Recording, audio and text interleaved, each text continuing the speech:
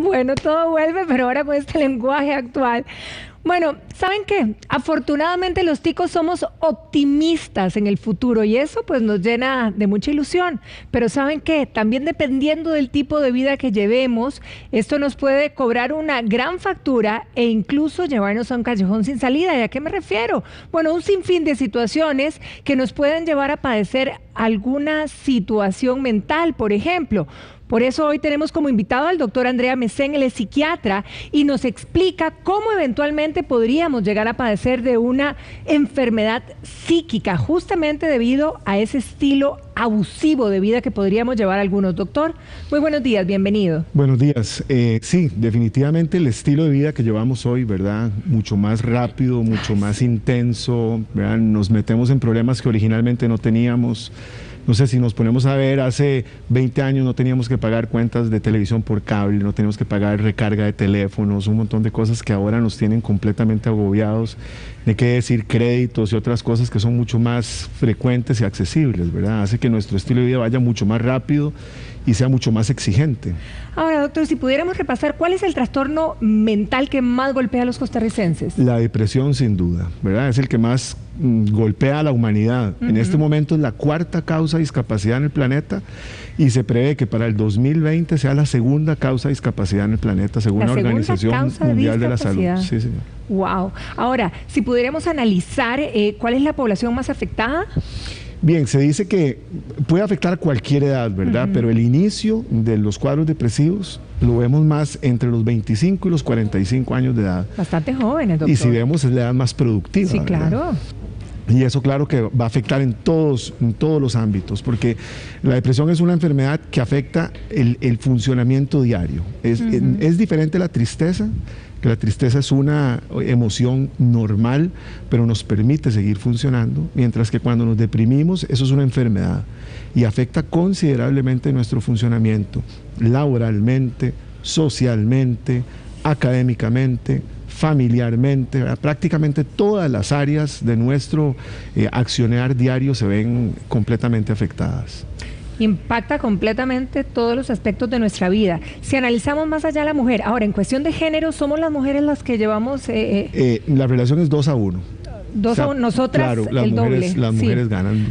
Por cada 2 mujeres que se deprimen va a haber un hombre que se deprime. ¿Cómo impacta en nosotras las mujeres, doctor? Muchísimo, por la función, ustedes son tan importantes, digamos, a nivel familiar, son particularmente importantes, ¿verdad? Una mujer que se deprime, entonces se va a ver afectada su parte laboral, si es una mujer que trabaja, pero imagínense también a nivel familiar cuánto se va a ver afectado, entonces la parte académica de los hijos, porque si la madre no funciona, de repente se le olvida algo o no hace algo tan bien como lo hacía y los niños ya van a renquear, el esposo va a empezar a reclamar porque esto no está, porque esto sí está, ¿verdad? Y ahí empieza todo una debacle, ¿verdad? Empecemos por ahí. ¿Cómo empieza todo? ¿Cómo empieza en nosotros el comportamiento, síntomas? ¿Qué podemos observar? Sí, hay varias formas, digamos, de cómo inicia un cuadro depresivo, por decir algo, pero tal vez hablemos un poco más de los síntomas, porque es un síndrome, es un conjunto de muchos síntomas.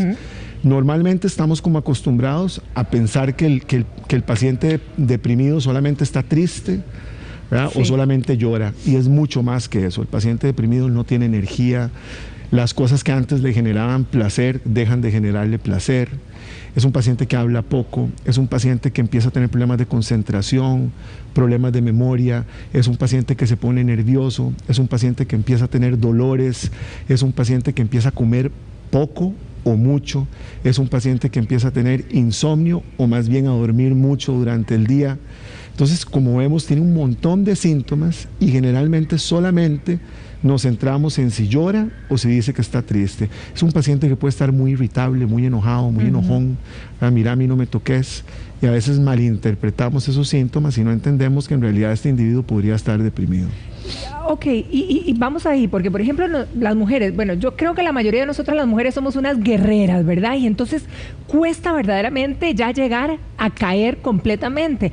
Entonces, ¿cómo reconocer nosotras que estamos en ese proceso para evitar justamente llegar hasta ese punto? Cuando invariablemente se comienza a funcionar diferente a como se funciona habitualmente, cuando se empieza a ser más eficiente en nuestro funcionamiento, cuando los demás de una u otra forma nos hacen saber, mira, ¿y por qué se te están olvidando muchas las cosas? ¿Por qué andas tan enojada? ¿Por qué no estás haciendo esto? ¿Por qué dejaste de hacer ejercicio? ¿Estás comiendo demasiado? ¿Casi no estás comiendo? ¿Qué tirada? Ya son 4 noches que no dormís bien. Hay mucho cambio, de fijo hay mucho cambio. Sí, porque como le digo, es una enfermedad que en realidad afecta el funcionamiento. No es lo mismo estar triste, algo me puede poner a mí triste, ¿verdad? Pero yo sigo funcionando. Me pueden decir, ¿y qué pasó? Bueno, hoy amanecí apachurrado, ¿verdad? Los ticos tenemos otra palabra para eso, pero... Y no, esto es diferente. Esto es simple y sencillamente yo no logro funcionar. Y empiezan en el trabajo, me empiezan a decir, mira, otra vez se te olvidó esto, otra vez no diste esto, estás mal con los tiempos de entrega, etcétera. Y no es que yo no quiera. Y no es que, bueno, eso es muy importante. Como las enfermedades mentales no tienen lo que llamamos nosotros marcadores biológicos. O sea, yo no voy al laboratorio, me saco un examen de sangre y ahí sale alterado, usted está deprimido. Eso no funciona así. Sería una maravilla. Ni me hago una placa y el doctor me dice, aquí está, que esta sombra quiere decir que usted está deprimido. Entonces a la gente le cuesta muchas veces creer, el entorno del paciente le cuesta. Y oímos constantemente, ponga de su parte, es que usted no está con Dios, es que a usted le hace falta pareja, etcétera. Y no funciona así. Yo muchas veces cuando llegan al consultorio pacientes con sus parejas o sus familiares que están como en este discurso, es que no pone de su parte, etcétera.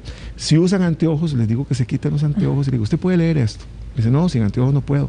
Ponga de su parte. No y entonces se queda así, ¿verdad? El familiar se queda así y dice, ya entendí, ¿verdad? Va más allá de la voluntad. Va más allá de la voluntad. ¿Cómo cuesta que la familia entienda eso? Si estoy enfermo, va más allá de la voluntad. Hasta que veamos esto como enfermedades, vamos a entender que va más allá de la voluntad. ¿Cómo puede impactar en los hijos, doctor? Muchísimo. Imagínense que se dice que los hijos de madres deprimidas o de madres ansiosas, sobre todo, digamos, en los primeros 7 años de vida, tienen 8 veces más probabilidades de tener enfermedad mental en la adultez, si son criados por una mamá que está deprimida o ansiosa. Entonces muchas veces cuando yo tengo una paciente que está así, le digo, mire, usted tiene que tratarse no solo por usted, sino que tiene una responsabilidad con sus hijos para prevenir que en el futuro sean niños, y esto va más allá de la genética, es una cuestión de crianza. Eso le iba a preguntar. Si esta mamá no está fuerte y no los cría fuerte, va a impactar negativamente en el futuro, digamos, mental o de salud mental de sus hijos. Es muy importante. Ahora, ¿los niños se deprimen, doctor? Los niños se deprimen. Y cada vez vemos que más niños se deprimen. Ese es un problema grave.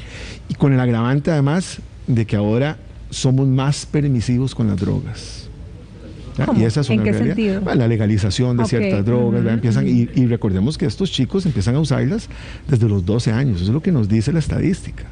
Siguen siendo niños. Entonces un niño que está medio renqueando y que encima de eso empieza a tomar licor o encima de eso empieza a usar marihuana, es un niño que se está comprando todos los números de la rifa. Sí, por supuesto. Ahora, ¿en qué nos tenemos que fijar nosotros como padres en hijos posiblemente deprimidos? Sí, lo que pareciera que es fundamental para la prevención es esto, primero, que la madre esté sana, más que el padre, ¿verdad? Que sea una madre que puede impactar eso? Sí, que no esté deprimida, que no esté ansiosa. Y 2, que los niños no sean testigos ni víctimas de violencia doméstica.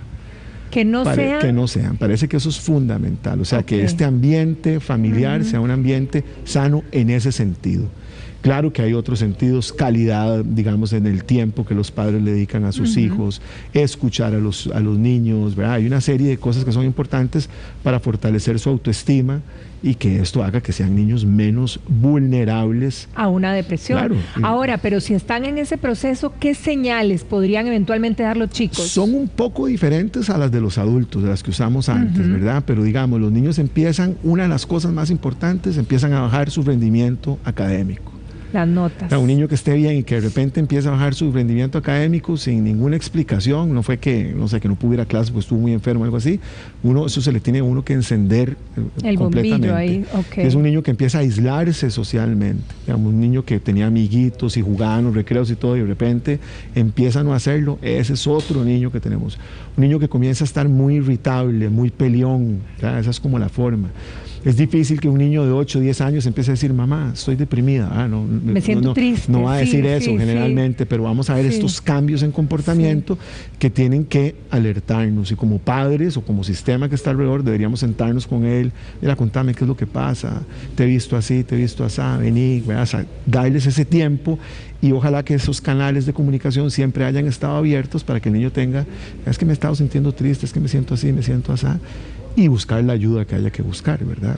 Que aquí, por suerte, el estigma ha bajado mucho. Y ya la gente no tiene tanto miedo de ir al psicólogo, ir al psiquiatra, ¿verdad? Como hace 30 años los psiquiatras no poníamos rótulos, jamás. La gente no hubiera entrado a una oficina si había un rótulo que decía que era el psiquiatra, ¿verdad?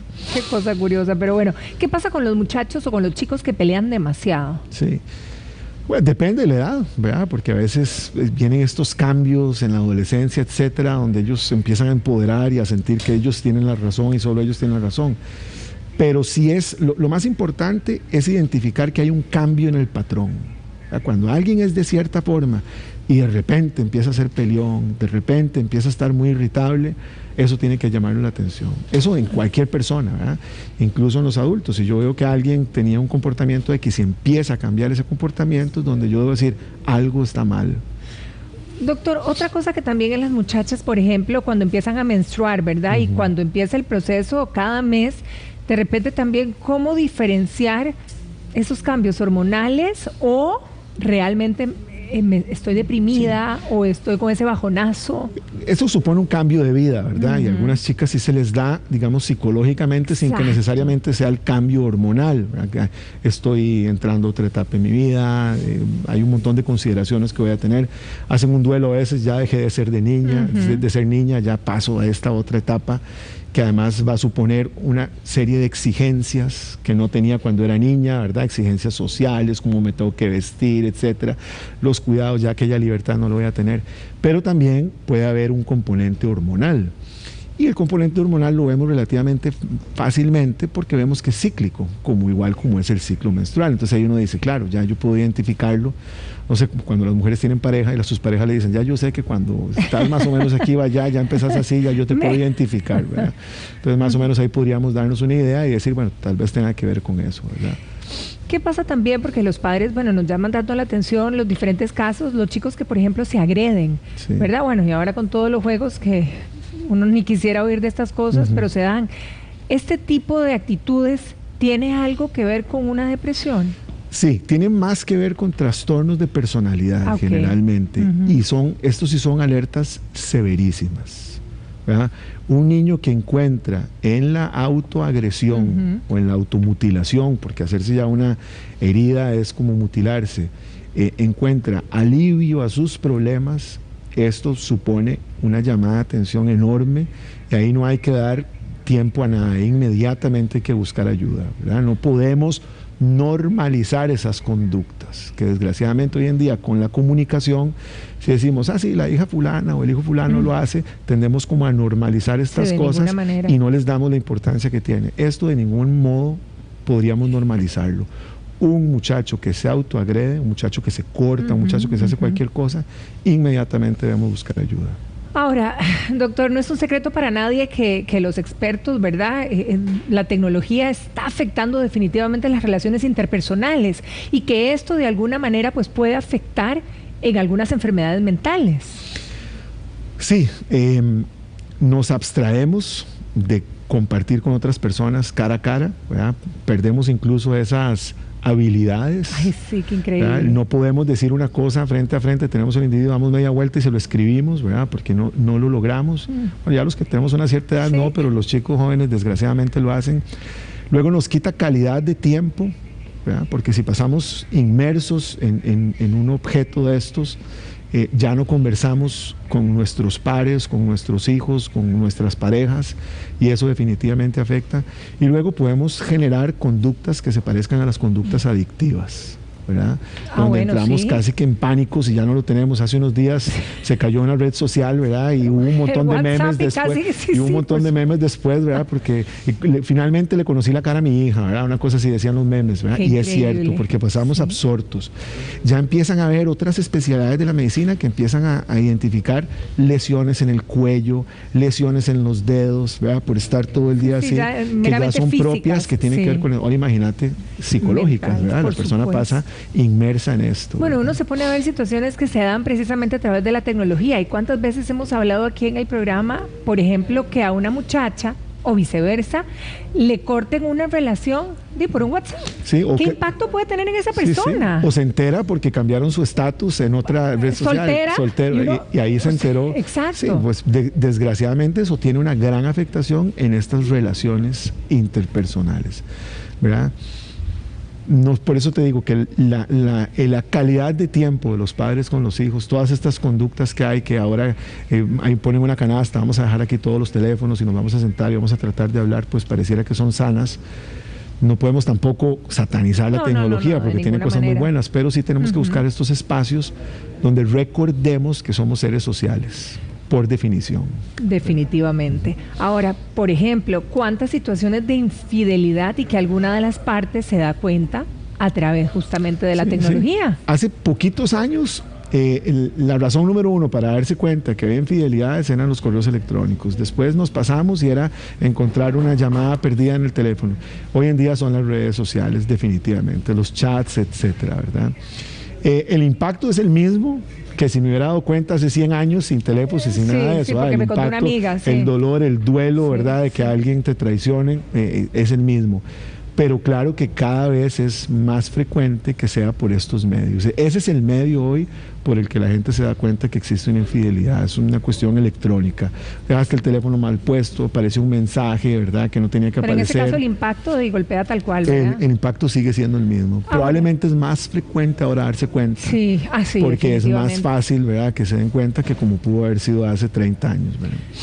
Por ejemplo, tantas situaciones de adolescentes que de repente con este tema de las fotografías que se toman, que le mandan a alguien y que luego alguno de los vivos estos las expone a nivel Sí, público. sí.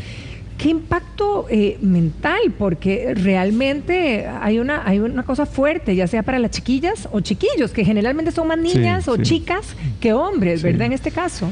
Sí, es relativo esto, ¿verdad? Porque así como los chicos están acostumbrados, entonces al estar acostumbrados a estas cosas, tampoco ven, como veríamos nosotros los más grandes, tan terrible que salga una foto de ellos desnudo o no desnudo. Pero sí hay que educarlos muy bien, ¿verdad? Muy, muy bien en el impacto en su prestigio que pueden tener estas cosas. Sí. ¿verdad? Y cómo desgraciadamente una vez que esto se sube al sistema, a la nube, por decirlo de No alguna hay nada forma, que hacer. no hay forma de sacarlo después, ¿verdad? Entonces esto hay que educarlos muy bien. Y esa es la educación básica, yo creo que debería tener cualquier chico con respecto a su sexualidad, ¿verdad? Cómo la intimidad tiene ciertas reglas, cómo subirlo a una red social ya le quita un poco de intimidad porque lo puede, uno se expone muchísimo que alguien se robe el teléfono o que esta otra persona por un despecho haga circular esas fotos, Claro. etcétera. Entonces es cuestión, ¿verdad? Hace muchos años era, si yo estaba con alguien y ese otro se enojaba conmigo, yo le contaba a todo el mundo que había estado conmigo. Pero y tenía ¿cómo puede como el mismo. afectar emocionalmente, verdad, a una chica? Terriblemente. Y a De un verse chico. Y expuesta, a un o chico, a un no chico. necesariamente, pero digamos que las chicas son las que más se van Sí, a ver sí, las expuestas, más ¿verdad? vulnerables en esto. Pero definitivamente, ¿verdad? ¿Y cómo puede impactar esto, doctor, en los padres, por sí, ejemplo? no, en los saber chi- que tu chiquita los chicos- está expuesta a nivel íntimo, está Claro. en todos los teléfonos, Lo- es la comidilla. Los chicos llegan a deprimirse, definitivamente, a no querer ir al colegio, que no lo vuelvan a ver. ¿verdad? se aísla, Sí, no en quiere Italia volver. hace poco hubo un caso famoso de una chica que terminó suicidándose por esto. Bueno, ¿verdad? imagínese. Y entonces el debate era por qué las redes sociales permitieron o no retiraron o no se hizo el mayor esfuerzo posible para retirar las fotos de la chica de la nube, por decirlo de alguna forma, ¿verdad?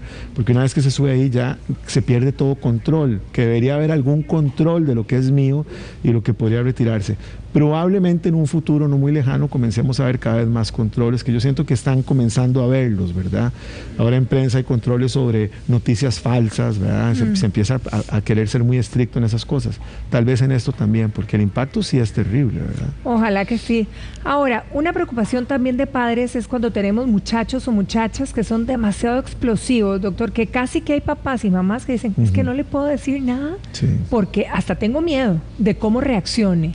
¿Esto puede ser una señal de algo? Puede ser una señal. Yo lo que he visto es que es más un problema de límites. De educación. Que los padres nos absorbemos tanto, nos metemos tanto en estas cosas que hablábamos o en las redes sociales, o en el trabajo, o en pagar las deudas, o en tantas otras cosas, que perdemos de vista esta interacción con nuestros hijos, que no solo es hablar y conversar, sino también poner límites, tener reglas. Yo creo que eso lo hemos perdido muchísimo. Parte de los grandes problemas que nosotros vemos en nuestra consulta es que los padres no tienen idea de cómo poner límites, y pierden esta perspectiva. Este eslogan que por mucho tiempo se popularizó de los padres tenemos que ser amigos de nuestros hijos. Los padres tenemos que ser padres de nuestros Primero hijos, que todo, claro. Y después podemos tener una relación cercana, pero nuestros hijos van a ir a buscar los amigos a la escuela, al colegio, a la universidad. No, nosotros no, esa no es nuestra función, ¿verdad? Sí, hay que tener muchísimo cuidado con eso. Ahora, es que cuando hablamos de hijos hay un sinfín de situaciones, ¿verdad? Pero cuando hablamos ahora de gente y esto lo comentan mucho, ¿cuántas personas hoy por hoy tienen que arrancar el día con una bebida energizante? Y casi que a media tarde o a mediodía se están prácticamente tomando otra. ¿Esto qué refleja? Hay más debilidad en la energía, pero prácticamente es casi una adicción, pudiéramos decir muchas veces. Claro, algunos terminan teniendo como una adicción, ¿verdad? Como la hemos tenido por siglos, diría yo, con el café o con el té, ¿verdad? Que son siempre estas necesidades de tener imperios. El imperio británico se hizo a través del té, ¿verdad? Y después otros ¿verdad? Hicieron muchísimo dinero con el café o el chocolate, que todos tienen estas propiedades, digamos, energizantes. Y ahora pues se resumen en estas bebidas que es un combo de un montón de energizantes metidos en uno mismo.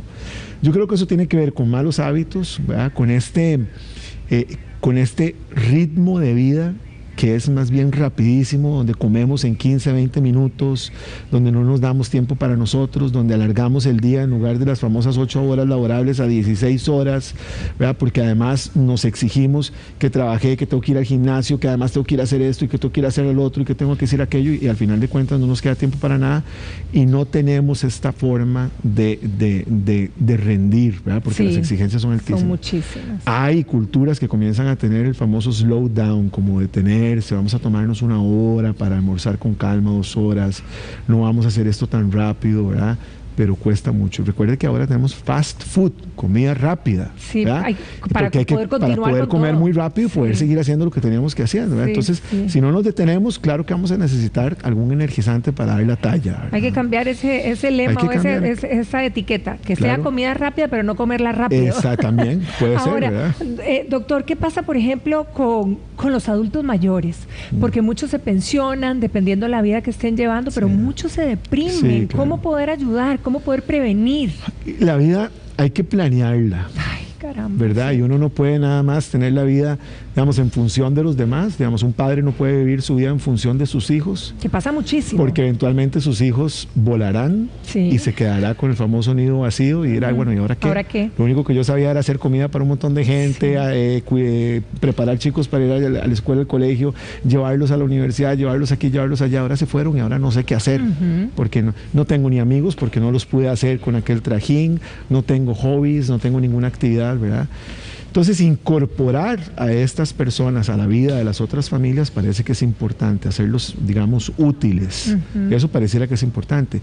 Y ellos mismos deberían, de una u otra forma, si siguen teniendo pareja, vivir esta vida plenamente. Bueno, vamos a ir al cine, vamos a ir a comer, vamos a ir a hacer compras juntos y sentirse útiles. E involucrarse, si tienen hijos y nietos, con la vida también de sus hijos y sus nietos, porque esto les va a dar este sentido de que sigo teniendo algo que hacer y que aportar. Incluso parece que ese es un factor de longevidad. ¿verdad? Las personas adultas mayores que siguen teniendo un rol importante en la vida de los hijos o nietos, viven más tiempo que los que no tienen ningún rol importante.